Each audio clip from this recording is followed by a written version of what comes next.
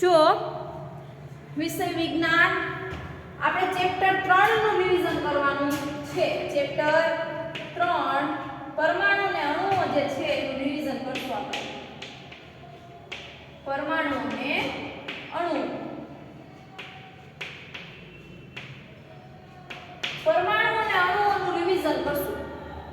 તો પરમાણુ અને અણુઓમાં પહેલા આપણે તો જો કેટલું જોયું તો કે ભારતીય તત્વચિંતક આવ્યા હતા. કોણ આવ્યા હતા? ગ્રીક તત્વચિંતક આવ્યા હતા. બધા અલગ અલગ તત્વચિંતકો આવ્યા હતા અને પરમાણુ વિશેની માહિતી આપી હતી. જો મહર્ષિ કણાદ આવ્યા હતા. પહેલા તો આપણે પરમાણુ વિશે પહેલામાં પહેલો આપણે જે કહેવા વાળું કોણ હતું તો કે મહર્ષિ કણાદ. હવે મહર્ષિ કણાદે તમને શું શું સૂચન આપ્યા હતા કે નાનામાં નાનો કોઈ પણ એક પદાર્થ હોય એને વિઘટન કરતા જ જઈએ, એનું વિઘટન કરતા જ જઈએ, એને તોડતા જ જઈએ તો છેલ્લે જે નાનામાં નાનો એક એવો કણ વધશે કે જે અવિભાજ્ય, કે જેનું વિભાજન થવું શક્ય છે નહીં, એને શું કહેવાય? પરમાણુ. સમજાય છે? જો તમને એવું પૂછવામાં આવે કે પરમાણુ એટલે શું તો તમારે શું લખવાનું? પરમાણુ એટલે શું તો તમારે આવી રીતના લખી શકો છો. પરમાણુ એટલે કે આપણી આખી દિવાલ હોય છે, દિવાલ ઈંટોથી બનેલી હોય છે. ઈ ઈંટો દ્વારા દિવાલ બને છે, પણ દિવાલનો નાનામાં નાનો એકમ શું થાય તો કે ઈંટ. એવી જ રીતે બીજું ઉદાહરણ આપી શકો છો. એને ઈંટ ઈ શું કહેવાય તો કે દિવાલનો પરમાણુ કહેવાય. એવી જ રીતે પરમાણુ એટલે તો કે કોઈ એક પથ્થરને હું હથોડી દ્વારા મારું છું અને પથ્થર નાના નાના કટકામાં વિભાજન થાય છે. પાછું એને એના ઉપર હથોડા મારું છું, બીજી વાર મારું છું, ત્રીજી વાર. એક ટાઈમ એવો આવશે કે પથ્થર એવા નાના નાના કણમાં વિભાજિત થઈ જશે કે પાછું એનું વિભાજન કરવું શક્ય બનશે નહીં. એવા અવિભાજ્ય કણને શું કહેવાય? પરમાણુ. આવા તમને મકુધા કાત્યાયન આવ્યા, પછી લ્યુસીપસે અને ડેમોક્રિટસ આવ્યા. હવે જુઓ, એક તો દળ સંચયનો નિયમ. દળ સંચયનો નિયમ, નિશ્ચિત પ્રમાણનો નિયમ કોણે આપ્યો તો? લેવોઇઝર અને પ્રાઉસ્ટે. દળ સંચયનો અને તો કે નિશ્ચિત પ્રમાણના બે નિયમો આપ્યા હતા. દળ સંચય એટલે શું તો કે દળ સંચય એટલે કે હું કોઈ પણ પ્રક્રિયા પહેલા કોઈ પણ વસ્તુ લઉં છું તો એનું જેટલું દળ હશે, કદાચ પ્રક્રિયા થઈ ગયા પછી પણ એનું દળ કેટલું હશે? સમાન. જેમ કે હું પાણી લઉં છું, પાણીનું હું બાષ્પીભવન કરું છું, પાણીને હું રાસાયણિક પ્રક્રિયા કરવા પછી પણ એ પાણીનું વજન કેટલું રહેશે? મેં પાણી 1 ગ્રામ લીધું હશે તો એની રાસાયણિક પ્રક્રિયા થઈ ગયા પછી પણ 1 ગ્રામ જ વજન મળશે. એવા આપણે બે ઉદાહરણ આપ્યા હતા. જો આપણા બુકમાં આપણે જે ઉદાહરણ આપ્યું કે x અને y બે દ્રાવણ લઈએ આપણે. x દ્રાવણ છે એ બ્યુરેટમાં રાખીએ અને y દ્રાવણ x દ્રાવણને કોનિકલ ફ્લાસ્કમાં ભરી લઈએ અને y જે દ્રાવણ છે, y પ્રકારનું દ્રાવણ એને બ્યુરેટમાં રાખીએ. બેયનો અલગ અલગ વજન કરી લઈએ. હવે બ્યુરેટને કોનિકલ ફ્લાસ્કની અંદર રાખીએ. હવે કોનિકલ ફ્લાસ્કની અંદર રાખ્યા પછી આપણે બેને ભેગું ન થાય એ રીતના વજન કરીએ કે કેટલું વજન થાય છે. હવે કોનિકલ ફ્લાસ્કને એ રીતના હલાવો કે જેથી બ્યુરેટમાં જે દ્રાવણ છે એ કોનિકલ ફ્લાસ્કના દ્રાવણ સાથે મળી જાય. હવે બંને મળી જશે પછી પણ વજન એનો કરવાનો કેવો રહેશે? સેમ. એ શું છે? દળ સંચયનો નિયમ. એવી જ રીતે આપણી પાસે આવ્યો તો નિશ્ચિત પ્રમાણનો નિયમ. શું આવ્યું હતું? નિશ્ચિત પ્રમાણનો નિયમ. નિશ્ચિત પ્રમાણનો નિયમ એટલે શું તો કે મારી પાસે પાણી છે એટલે કે H2O છે તો પાણીના કેટલા અણુ છે મારી પાસે? 2 છે. ઓક્સિજનના કેટલા છે? 1 છે. પાણીના કેટલા છે? 2 છે અને ઓક્સિજનના કેટલા છે? 1 છે. પાણીનું દળ કેટલું છે? પાણીનું દળ કેટલું છે? 1 છે. પણ અણુ કેટલા છે? 2. એટલે આ રીતના કરી શકો. ઓક્સિજનનું દળ કેટલું છે તો કે 16. હવે નિશ્ચિત પ્રમાણનો નિયમ એટલે બેનું પ્રમાણ કેટલું છે જાણવા માટે હું 2/16 કરીશ એટલે મને 1/8 મળશે. 1/8 મળે એનો મતલબ પાણીનું પ્રમાણ કેટલું છે? 1/8. એવી જ રીતે તમને ઉદાહરણમાં આપ્યું હતું નાઇટ્રોજનનું, સોડિયમ, એમોનિયમનું આપ્યું. એમોનિયાનું તમને આપ્યું હતું કે NH3 હોય તો એ નિશ્ચિત પ્રમાણના નિયમમાં પહેલા તો n ના કેટલા સંયોજન કેટલા હોય? n ની સંયોજકતા કેટલી હોય તો કે 3. કેટલી હોય? 3. યાદ રાખવાનું. હવે નિશ્ચિત પ્રમાણના નિયમમાં આપણે શું કીધું કે n છે n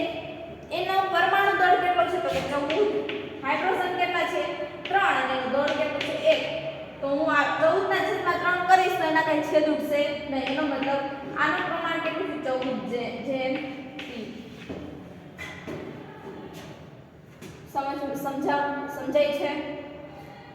પછી આપણે એ પણ સમજાતા કે આપણી પાસે NH3 હોય તો H+ છે અને N પણ માઈનસ હોય. તો NH3 માં H3 હોય તો N ની સંયોજકતા કેટલી હોય? 3 હોય કે નહીં? N ની સંયોજકતા કેટલી હોય? 3. સમજાય છે? હવે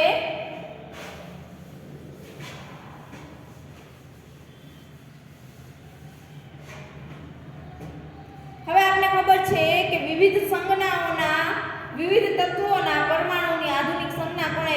એ પછી તો આપણે ડાલ્ટનની અભિધારણા આપી. ડાલ્ટન આવ્યા, ડાલ્ટને અલગ અલગ અભિધારણા આપી. એ 6 અભિધારણા તમારે યાદ રાખવાની છે. ડાલ્ટને શું કીધું કે પરમાણુ અવિભાજ્ય કણ છે જેનો રાસાયણિક પ્રક્રિયા દરમિયાન સર્જન કે વિનાશ કરી શકાતો નથી. પરમાણુ શું છે તો કે અવિભાજ્ય અંગ છે. અભિધારણા બોલું છું કોની? તો કે ડાલ્ટનની. પરમાણુ અવિભાજ્ય કણ છે જેનું રાસાયણિક સર્જન કે વિનાશ કરી શકાતો નથી. એક જ તત્વના પરમાણુઓના દળ અને રાસાયણિક ગુણધર્મો સમાન હોય છે. તો એમાં જો એક જ પરમાણુ હોય તો એના દળ અને એના રાસાયણિક પ્રક્રિયા દરમિયાન એના ગુણધર્મો કેવા હોય છે? સમાન હોય. જુદા જુદા તત્વો હોય તો જુદા જુદા તત્વોના દળ અને એના રાસાયણિક ગુણધર્મો કેવા હોય છે? અલગ અલગ હોય છે. એવી જ રીતે આપણે શું કીધું તો કે પરમાણુઓ નાની પૂર્ણાંક સંખ્યાના યોગ્ય ગુણાંતરથી જોડાઈને સંયોજન બનાવે છે. પરમાણુઓ નાની ગુણોત્તર સંખ્યામાં જેમ કે NH3 H2O આ જે નાની પ્રમાણમાં એટલે કે 2 ઓક્સિજન છે, હાઇડ્રોજન છે, 1 ઓક્સિજન છે, 3 હાઇડ્રોજન છે, 1 નાઇટ્રોજન છે, આવી નાની સંખ્યામાં જોડાઈને સંયોજનો બનાવે છે. આપેલ સંયોજનમાં પરમાણુની સાપેક્ષ સંખ્યા અને પ્રકાર નિશ્ચિત હોય છે. આપેલ સંયોજનમાં પરમાણુની સાપેક્ષ સંખ્યા અને પ્રમાણ કેવું હોય છે? નિશ્ચિત હોય છે. આમાં જો પરમાણુની સંખ્યા અને સાપેક્ષ પ્રમાણ નિશ્ચિત હોય છે. 1:8 છે આનું. એવી જ રીતે આનું જે નિશ્ચિત હોય છે. આ શું હતું તો કે ડાલ્ટનની અભિધારણાઓ. હવે ડાલ્ટનની અભિધારણાઓ પછી પરમાણુ શું છે, તેનું કેટલું વિશાળ કદ હોય છે, આપણે સમજ્યું તો પરમાણુ તો કે આપણે કોઈ એક દિવાલ બનાવતા હોય અને દિવાલનો નાનામાં નાનો એકમ એટલે ઈંટ થાય. દિવાલનો નાનામાં નાનો એકમ એટલે શું થાય? ઈંટ થાય. એને શું કહેવાય? દિવાલનો પરમાણુ કહેવાય. એવી જ રીતે કોઈ પણ દ્રવ્ય બનેલું હોય એનો જે નાનામાં નાનો જે કણ હોય એને શું કહેવાય? પરમાણુ. તમને અલગ અલગ પરમાણુની ત્રિજ્યા આપેલી છે.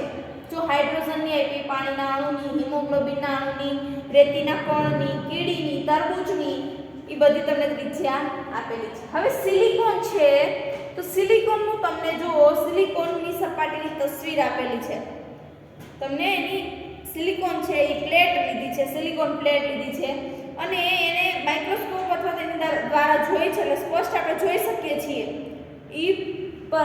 સિલિકોન પ્લેટ ઉપર રહેલા પરમાણુ આપણે સ્પષ્ટ રીતે જોઈ શકીએ છીએ. હવે જો એના પછી તમને એમ કીધું વિવિધ તત્વોના પરમાણુની આધુનિક સંજ્ઞાઓ. જો આ બધી કેટલી સંજ્ઞા આપેલી છે? 12 સંજ્ઞા આપેલી છે. એમાં જો હાઇડ્રોજન, મર્સિડીઝ જેવો આકાર છે, મર્સિડીઝ. આ હાઇડ્રોજન છે, મર્સિડીઝ જેવો આકાર છે, ફોસ્ફરસ છે. સમજાય છે?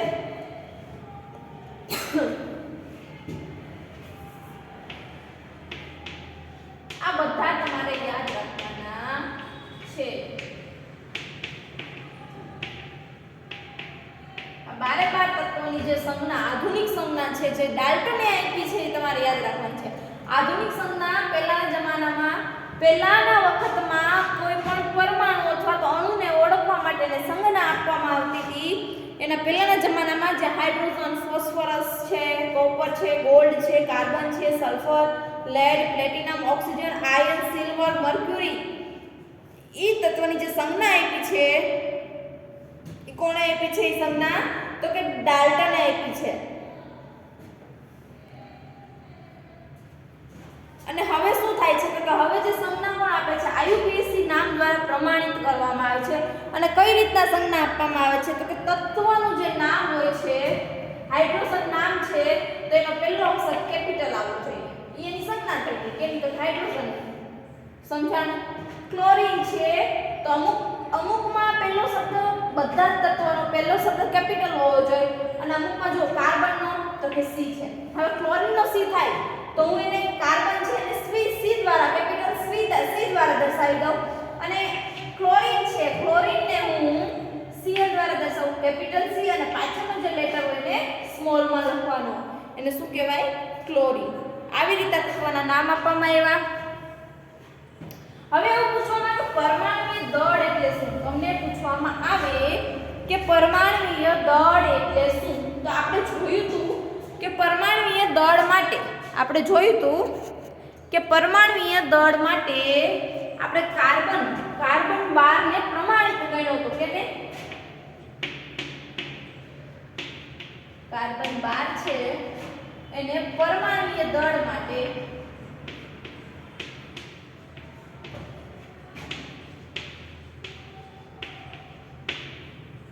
પ્રમાણિત સાબિત કર્યો.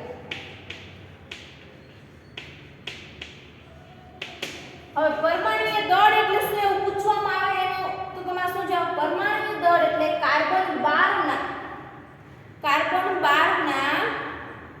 12મા ભાગને કાર્બન 12 સમસ્થાનિક છે. કાર્બન 12 સમસ્થાનિકના એક પરમાણુના દળ એટલે કે 12મો ભાગ થાય 1/12. આ ભાગને શું કહેવાય? આ સમસ્થાનિક છે. શું છે? સમસ્થાનિકના એક પરમાણુ એટલે કે કાર્બન 12 નો 12મો ભાગ 1/12 એકના છેદમાં 12 એટલે 12મા ભાગને શું કહેવાય? પરમાણુય દળ કહેવાય. શું કહેવાય? પરમાણુય દળ. હવે આપણે પહેલા ઓક્સિજનને લીધો તો પરમાણુય દળ પ્રમાણિત કરવા માટે ઓક્સિજન પણ ઓક્સિજન ઈ કાર્બન 12 જેટલો સક્સેસ નહોતો. સમજાય છે? કાર્બન 12 છે સમસ્થાનિક છે. સમસ્થાનિક એટલે શું? મેં તમને સમજાવ્યું. સમસ્થાનિક એટલે કે એક જ અણુના કાર્બન છે એક જ અણુના જેના પરમાણુય ક્રમાંક સમાન હોય પણ પરમાણુય દળ કેવા હોય? અલગ અલગ. એને શું કહેવાય? સમસ્થાનિકો કહેવાય. એ આપણે જોયું હતું. હવે શું કહે છે કે અણુ શું છે? તો કે અણુ એટલે પરમાણુઓ દ્વારા બનેલો પરમાણુ જોડાઈને જે બને એને શું કહેવાય? અણુ કહેવાય. જો સામાન્ય રીતે અણુ બે અથવા વધારે પરમાણુનો સમૂહ છે. અણુ શું છે?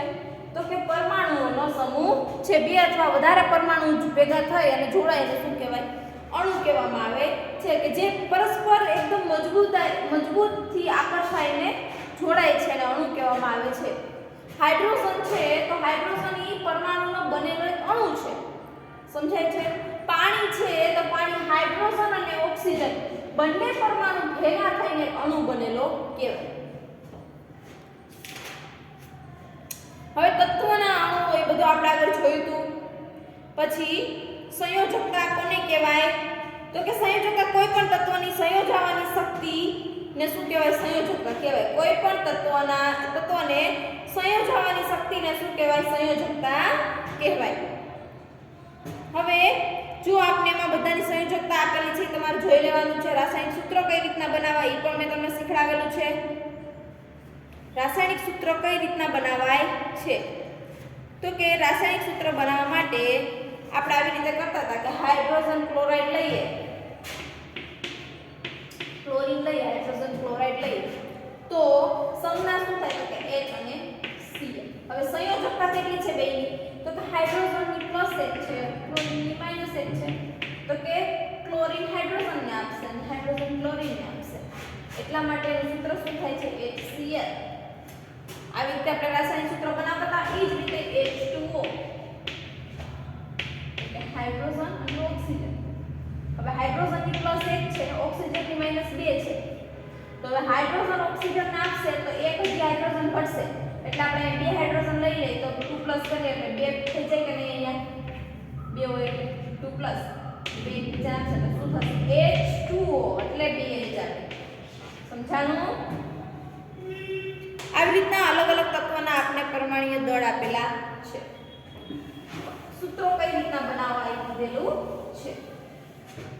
જુઓ, તમારે લોકોએ ખાસ ધ્યાન રાખવાનું છે, નાના નાના તમારે ડિટેલમાં વાંચવાનું છે બધું જ વસ્તુ. મેં તમને જે પણ ચેપ્ટર ભણાવ્યા છે બધા સારી રીતે ડિટેલમાં વાંચશો એટલે આવડી જશે. દાખલા એ ચેપ્ટરના ઉદાહરણ જે આવે છે એ પણ પૂછાશે. ઉદાહરણમાં જે દાખલા આવે છે એ પણ પૂછાશે. એટલે એવી તૈયારી સાથે જ બધાએ કામ કરવાનું છે કે આમાંથી કંઈ પૂછાશે એવું નહીં, પણ બધું પૂછાશે એવું રાખીને જ તમારે તૈયારી કરવાની છે દ્વિતીય પરીક્ષાની. અને મારે મેથ્સ અને સાયન્સ બેયનું રિઝલ્ટ સારું જ જોઈએ, કારણ કે તમે હોશિયાર છો બધા જ અને બધાને મેથ્સ ને સાયન્સ આવડે જ છે. એકવાર સરખું ધ્યાન આપશો એટલે મેથ્સ સાયન્સ તમારું થઈ જ જશે. એટલે તમારું બધાનું રિઝલ્ટ પણ કેવું આવવું જોઈએ? સારું જ આવવું જોઈએ. એવું નહીં રાખવાનું કે આ ઉદાહરણ છે. વિજ્ઞાનમાં પણ આપણે ઉદાહરણ તો આવે જ છે, સાયન્સમાં પણ આપણે ચેપ્ટર 3 જોયું તો એમાં પણ ઉદાહરણ તો છે જ. એટલે એવું નહીં વિચારવાનું કે આ તો ઉદાહરણ છે, આ થોડી ના પૂછાશે. ઉદાહરણ પણ પૂછાશે. એ ગણતરીના દાખલા છે એટલે એ પૂછાશે કે આપણે કોઈ એવું કહે છે કે આણ્વીય દળ શોધવાનું, આમાં કેટલા પરમાણુ છે એ શોધો, તો આપણે ઉદાહરણ એવા પૂછાઈ શકે છે. એવોગ્રેડો આંક છે આપણે, તો એવોગ્રેડો આંક ઉપરથી પરમાણુ કઈ રીતના શોધવાના હોય છે, પરમાણુ દળ કઈ રીતના શોધવાનું હોય છે, એ બધા જ એક્ઝામ્પલ તમને પૂછાઈ શકે છે.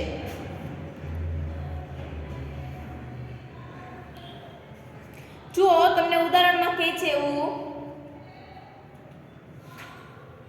સૂત્ર થઈ જાય પછી આણ્વીય દળ આવશે અને એમાં તમને એક ઉદાહરણ આપ્યું કે HNO3 ના આણ્વીય દળની ગણતરી કરો. આણ્વીય દળની ગણતરી કીધી છે. HNO3 માં કેની ગણતરી કીધી? આણ્વીય દળ. એટલે બધાનો દળ પહેલા જોઈ લેવાનો. H નું કેટલું દળ છે? 1U. H નું કેટલું છે? 1U. પરમાણ્વીય દળને U દ્વારા દર્શાવવામાં આવે છે. હવે આનું કેટલું છે? તો કે 1U છે. એવી જ રીતે આપણે ઓક્સિજનનું કેટલું છે? O3 આપણે કીધા છે 3. ઓક્સિજનનું દળ કેટલું હોય? તો 16 હોય. તો 3 છે તો ગુણ્યા 3 કરો. 16 તેરી 48 થશે. અને નાઇટ્રોજનનું કેટલું હોય? 14. આ ત્રણેયનો સરવાળો કરો. 1 + 48 + 14 1 + 48 + 40. આનો સરવાળો કરો, જે જવાબ આવે તમારો શું થયું? આણ્વીય દળ.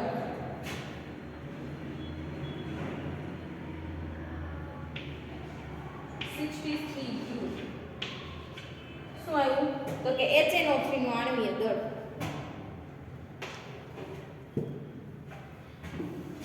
એવોગ્રેડો આંક એટલે એના કેટલા નંબર હોય? 6.022 × 10⁻23 એટલે શું થાય? એવોગ્રેડો આંક.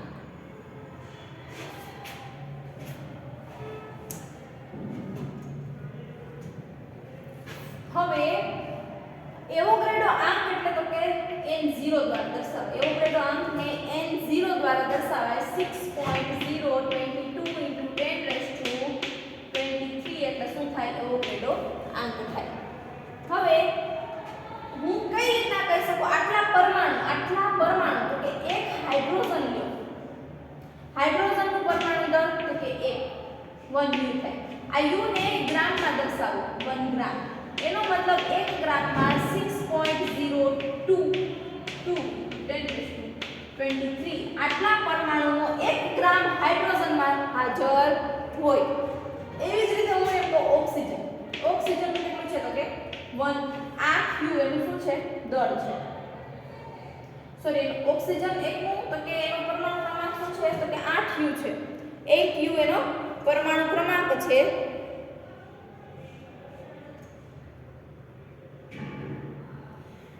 આ એનો પરમાણુ ક્રમાંક છે. એનો આ નહીં લેવાનું, શું લેવાનું? પરમાણુ દળ લેવાનું. 16. હવે આ U છે એનો ગ્રામમાં દર્શાવી દો એટલે 16 ગ્રામ ઓક્સિજનમાં દર્શાવો. તો એનો મતલબ 16 ગ્રામ ઓક્સિજનમાં 6.022 × 10⁻23 જેટલા પરમાણુઓ હાજર હોય. સમજાણું? અથવા તો 1 મોલ કહેવાય. 1 મોલ. 6.022 × 10⁻23 ને 1 મોલ પણ કહેવાય. શું કહેવાય? 1 મોલ પણ કહેવાય. એનો મતલબ એવું કહી શકીએ કે 16 ગ્રામ ઓક્સિજન ઓક્સિજનમાં 1 મોલ જેટલા પરમાણુઓ હાજર હોય. હું નાઇટ્રોજન લઈ લઉં તો નાઇટ્રોજનનો 14 છે પરમાણુ દળ.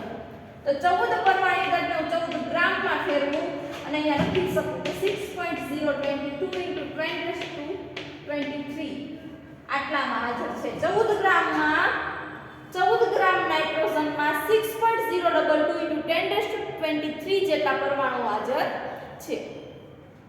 કોઈ પણ તત્વ હોય એના પરમાણુય દળ જે આપેલું હોય એને ગ્રામમાં ફેરવી નાખો એટલે એના એવોગાડ્રો નંબર જે છે 1 મોલ જેટલા પરમાણુમાં હાજર હોય છે. અને ગ્રામમાં જ્યારે ફેરવો એ કેટલા 1 મોલ જેટલા પરમાણુમાં હાજર હોય છે. હવે હું અહીંયા એવું લખું N2 લખું તો અહીંયા 14 છે. 14 + 14 એટલે 28 U થઈ ગયું કે નહીં? અથવા તો અહીંયા એમ કરી નાખીશ કે 2 14 U. હવે આને હું ગ્રામમાં ફેરવી દઉં આવી રીતે. ગ્રામ આટલા ગ્રામ છે. તો 14 ગ્રામ નાઇટ્રોજનમાં 1 મોલ જેટલા પરમાણુ હાજર હોય તો આ તો 28 ગ્રામ હાઇડ્રોજનમાં કેટલા મોલ પરમાણુ હોય તો કે 2 મોલ. 2 મોલ એટલે કેટલું થાય? આને ગુણ્યા 2 કરવા એટલે 12.044 × 10⁻23 ઈ N2 ના પરમાણુમાં આટલા હાજર હોય પરમાણુ. સમજાય છે? જે આપણે બધું જોયું.